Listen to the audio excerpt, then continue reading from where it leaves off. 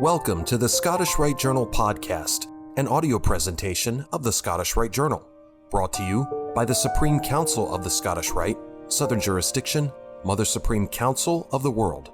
This week's article is Doors and Thresholds by Brother Keith Idell, 32nd degree, and comes from the July-August 2023 issue of the Scottish Rite Journal. Every Mason is aware of the importance doors play in Masonry. A door or doorway, and its location in the lodge, plays an integral part in all Masonic rituals. Primarily, a door is a physical barrier to the outside world. It is a protection from strangers or persons looking to disturb our peace. Yet a door, essentially all doors, are always more than just physical barriers. Doors or portals have thresholds, and the crossing of those thresholds is where things begin to happen. The crossing of a threshold is always transitional and may be, many times, transformative. Thresholds traditionally can be symbolic of a crossing over from one shore to another, from one world to another, from the profane to the sacred, from life to death, or from death to life. A rite of spatial passage has become a rite of spiritual passage. The act of passing no longer accomplishes the passage. A personified power ensures it through spiritual means, writes Arnold van Gennep in Rites of Passage. The ritual use of doors and thresholds has always contained evolutive, spiritual, and esoteric implications. The traversing of a threshold has been, historically, a crucial aspect of initiation leading to personal change. Yet do not think that a threshold always must be crossed physically to be transitional or transformational, for it can be crossed within oneself, that is, as a mental process or an internal decision. Gennep calls the idea of a transition or transformation from one state of being to another liminality. The term originates from the Latin root limen, the transverse beam in a door frame, threshold. In general, everyone has liminal experiences in their life.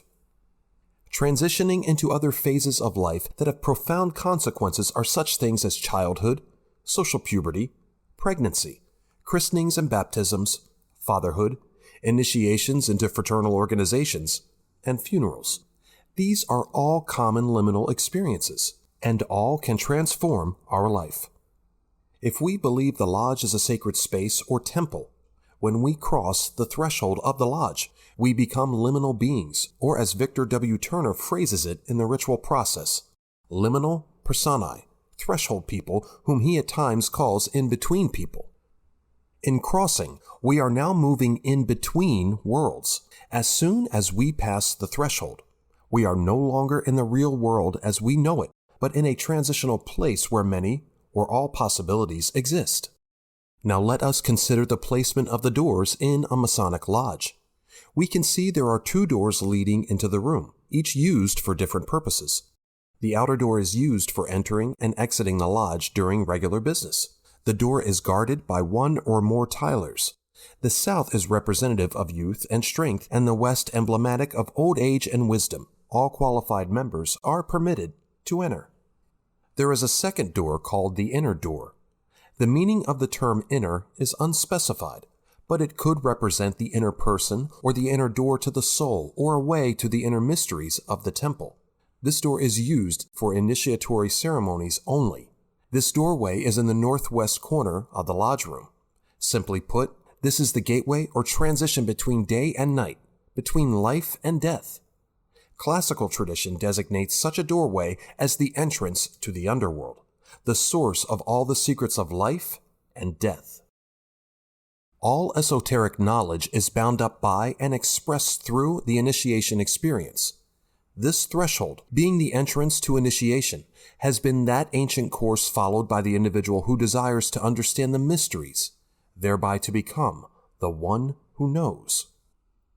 The pre-Socratic philosopher Parmenides, in the opening passage from The Way of Truth from his larger work on nature, writes metaphorically of his thrilling initiatory journey by chariot through the gates into the underworld in this fashion. There are the gates of the ways of night and day, fitted above with a lintel and below with a threshold of stone. They themselves, high in the air, are closed by mighty doors. Then, when the doors were thrown back, they disclosed a wide opening, when their brazen posts fitted with rivets and nails swung back one after the other. The goddess greeted me kindly, and took my right hand in hers, and spake to me these words. Welcome, O youth, that comest to my abode on the car that bears thee tended by immortal charioteers.